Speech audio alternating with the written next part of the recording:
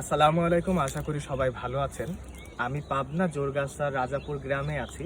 এখানে লিচুর ফুল থেকে মধু সংগ্রহ করা হচ্ছে, আর সেগুলো আপনাদের দেখানোর চেষ্টা করব। চলুন দেখে আসি। পাবনার লিচু ফুলের মধু খুবই জনপ্রিয় এবং এর স্বাদ ও গন্ধ একেবারেই আলাদা।